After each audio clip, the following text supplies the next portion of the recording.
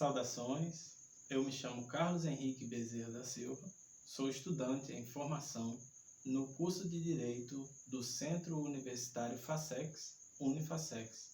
Esta é a apresentação do meu trabalho de conclusão de curso sob a orientação do professor mestre Marconi Neves Macedo, em cumprimento a um dos requisitos para a obtenção do título de bacharel em Direito. O meu artigo científico tem como tema a efetividade das punições previstas para os crimes ambientais no Brasil. E esse tema está delimitado por uma pesquisa empírico-teórica, cujos dados obtidos foram submetidos à lente do método jurídico-cartográfico, com a finalidade de compreender as seguintes problemáticas. O normativismo jurídico pátrio, pertinente ao tema ora trabalhado, garante a efetivação do dever protecionista constitucional? Segundo, como solucionar satisfatoriamente os casos de dano ao meio ambiente? Esse artigo científico tem um cunho de multidisciplinaridade, já que o texto abrange questões de natureza jurídica com as abordagens de direito constitucional, direito ambiental, direito penal e processual penal e um leve toque de direito administrativo, além de alguns aspectos das ciências políticas, da filosofia e da economia, completando, assim, diversas áreas das ciências sociais aplicadas. Como justificativa, temos, é claro, a relevância social desse tema, bem como o clamor por justiça, além da notória preocupação com as questões ambientais em nosso país, que vivencia uma ingerência histórica dos seus recursos naturais. Justifica-se também pela minha própria angústia pessoal, que me fez me debruçar sobre esse tema. O objetivo geral do presente trabalho é cuidar de analisar a aplicação das punições previstas para os crimes ambientais no Brasil. E, para tanto, o texto aborda aspectos doutrinários de direito ambiental, o procedimento adequado e os legitimados ativos para a propositura das ações, as ações ambientais como matéria coletiva, além das questões mais pontuais na tratativa dos casos de cometimentos de ilícito penal ambiental, principalmente por meio da análise de alguns casos concretos, nos quais não se reconhece a efetividade, seja pela aplicação equivocada da normativa, seja pela omissão por parte dos operadores de direito e gestores públicos, quer nas esferas judiciárias, quer na esfera administrativa, trazidas já na introdução da parte textual.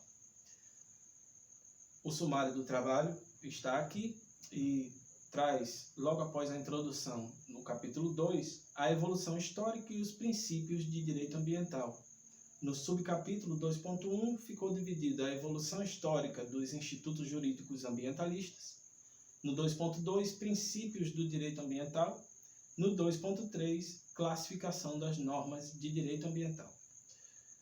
O capítulo 3º traz a configuração do dano ambiental e sua responsabilização, a legitimidade ativa e as medidas coletivas cabíveis. No 3.1, a divisão feita ficou a configuração do dano ambiental e a responsabilização, e no 3.2, a legitimidade ativa e as medidas cabíveis. Já no 4º capítulo, há uma análise dos casos concretos, dividindo 4.1 o caso Brumadinho e 4.2 o caso do crime ambiental no Rio Potengi. O capítulo 5 traz a conclusão, seguido das referências. Bom, num relance, trarei aqui os capítulos, me debruçando sobre alguns de maior relevância. No capítulo 2, eu apresento a evolução histórica e os princípios de direito ambiental como uma forma de demonstrar a importância do direito ambiental, que salvaguarda esse bem coletivo que é o nosso meio ambiente. Afinal, é assim, revendo o passado, que podemos analisar o presente e fazer as projeções necessárias à manutenção da preservação ambiental. No capítulo 3, por sua vez, teremos a configuração do dano ambiental e sua responsabilização, a legitimidade ativa e as medidas coletivas cabíveis, onde, com base na doutrina e na normativa vigente, eu explico como se dá a configuração do dano ambiental, indicando seu caráter de coletividade inclusive tratando do dano moral coletivo, com seus desdobramentos nos universos jurídico e administrativo.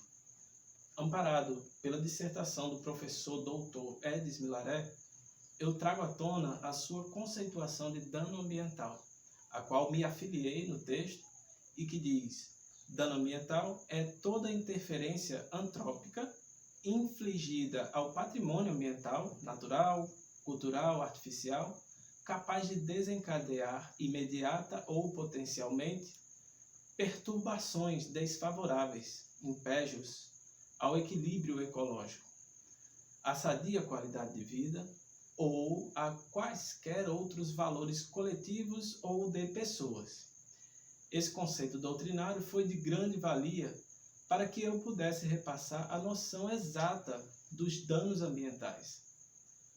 Já quanto à legitimação, colacionei o entendimento doutrinário majoritário, observado pelo professor Dr. Fred Didier Jr., já que é ele considerado o Papa do direito processual civil no nosso país. E neste capítulo houve grande destaque para diversos dispositivos legais inerentes ao assunto, para que fosse possível verificar se existe algum problema do trato ontológico e deontológico, a fim de, com isso, tentar esboçar alguma solução à problemática ora apresentada da efetividade das punições. Nesse sentido, eu pude averiguar a enorme carga que recai sobre o Ministério Público, já que é ele o legitimado universal, por assim dizer, para a propositura das ações ambientais. Tratei, pois, exaustivamente dos elementos formadores da triangulação processual nesse meu artigo. E com isso eu pude verificar que o microsistema ambiental, que é formado por vários institutos normativos, oferece uma gama de possibilidades para a propositura das ações coletivas ambientais. E esse é o motivo pelo qual entendo que o problema do tratamento dos crimes ambientais não reside na carência ou omissão legislativa. Adiantando, chegamos ao capítulo 4, onde temos a oportunidade de compreender a teleologia do fato jurídico aqui tratado, representado no método cartográfico jurídico como sendo o simbolismo, nada mais que a realidade verificada com a aplicação da norma ao fato jurídico, já que eu faço menção a dois casos concretos muito importantes, tanto no cenário nacional como no local, em nível de Estado do Rio Grande do Norte. O primeiro dos casos é o famigerado rompimento da barragem de rejeitos da mina do Córrego do Feijão, em Brumadinho. O fato ocorreu em janeiro do ano passado e até o presente momento ainda restam vítimas a receber suas devidas indenizações, o que sem dúvida esse desastre ambiental, do qual amargaremos por muito tempo seus impactos. E esse terrível acidente serve muito bem para que possamos exemplificar a falta de limites da ganância humana, quando uma empresa multinacional como é a Vale, mediante a negligência de seus gestores técnicos, que foi ratificada pelos mais altos cargos, deixou de tomar as medidas necessárias para evitar esse transtorno. Para se ter uma noção, 16 pessoas foram apontadas como responsáveis diretas pelo desastre, entre elas diretores, engenheiros, técnicos. No entanto, lamentavelmente, o juízo da 2ª Vara Civil Criminal e de Execução Penal da comarca de Brumadinho indeferiu o pedido de prisão como medida cautelar. E essas pessoas permanecem atuando normalmente, gozando dos benefícios dessa impunidade, algo tão difícil de ser digerido. O segundo caso ocorreu no ano de 2007, quando o rio Potengi foi severamente poluído pelos rejeitos da indústria de refrigerantes Norsa, depositando-os no maior braço hidrográfico do estado do Rio Grande do Norte. Reportagens e relatórios apontam que essa empresa, diante da necessidade de ampliação das suas atividades produtivas, com a compra de uma fábrica menor do mesmo ramo, decidiu simplesmente descartar o seu conteúdo da lagoa de captação dos rejeitos no rio Potengi. Para isso, a empresa se valeu da conhecida imunizadora Potiguar, que realizou o translado do material para sua própria lagoa, que é localizada às margens do rio que inspira o nome do nosso estado, que é, assim, o Potengi, o Rio Grande do Norte. O Ministério Público, então, realizou investigações, oferecendo denúncia, mas a responsabilização não foi efetiva, já que, ao menos na esfera criminal, apenas um servidor público acusado de emitir licenças ambientais falsas respondeu penalmente. E o rio continua sofrendo diversas agressões, o que dificulta e muito o trabalho de imputar a conduta especificamente a uma pessoa, seja ela jurídica ou física. Isso devido à sedimentação pontualmente versada por Milaré dos vários atos humanos que praticamente impossibilita a centralização de um só culpado. Cabe destacar que essa sedimentação deve ser compreendida pelas reiteradas práticas de condutas ilícitas, o que inviabiliza a individualização das sanções que deveriam ser aplicadas conforme previsões legais existentes no nosso ordenamento jurídico. O Ministério Público Federal do Rio Grande do Norte, segundo reportagem da Tribuna do Norte, que eu trago nas referências, essa reportagem de 2014, afirmou que iria reabrir investigações, já que houve a indicação do próprio governo do estado e da CAERN, que é a nossa companhia de águas e esgotos aqui no RN, como principais poluidores desse importante ser que é o Rio Potengi. Bem, chegamos enfim à conclusão, no capítulo 5, onde eu dou uma amostra do meu entendimento sobre os casos aqui apresentados, indicando que é a ausência da aplicação das normas que torna os crimes ambientais livres para o cometimento. Claro que, mormente, pelas mãos dos mais poderosos, economicamente falando. Também não pude deixar de inferir que é preciso, sim, haver uma reestruturação social de políticas públicas ambientais, que sigam à risca as orientações constitucionais e da Política Nacional do Meio Ambiente, instituída anteriormente à Constituição pela Lei 6.938 de 1981, especialmente por meio da ampla difusão da educação ambiental em todo o seio social. A propósito, concordo com o ensino da nossa Constituição Federal aos adolescentes, desde a formação fundamental.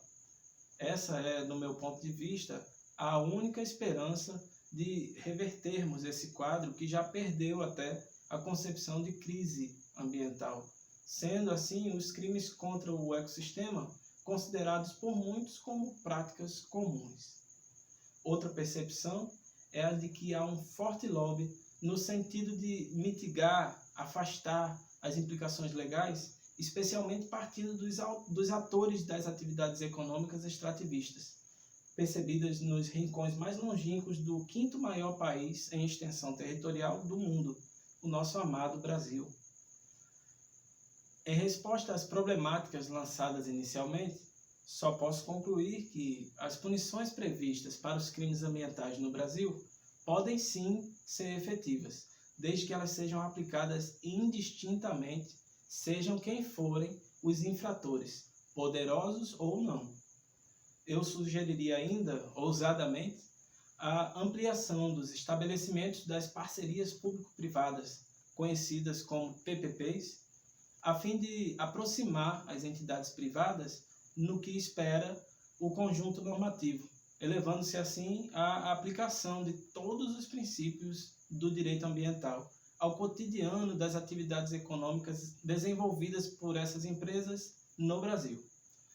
Eu gostaria de aproveitar o ensejo para expressar aqui o meu compromisso pessoal com o engajamento nas causas ambientais, me dedicando ao estudo sobre essa disciplina tão importante para a humanidade, que é o direito ambiental.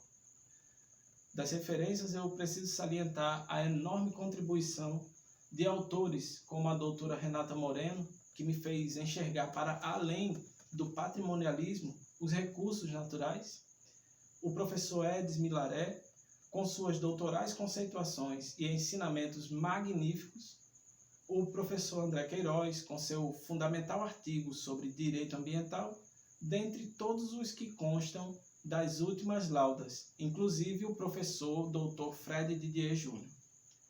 Finalmente, dada a exiguidade temporal desta apresentação, resumo aqui os agradecimentos a todos e todas que colaboraram para com a realização desse trabalho. Deixo também meus sinceros agradecimentos aos professores e orientadores e a esta douta banca examinadora. Meu muito obrigado. Sem folha não tem som, sem folha não tem som, sem folha não tem festa, sem folha não tem festa, sem folha não tem nada, sem folha não tem nada.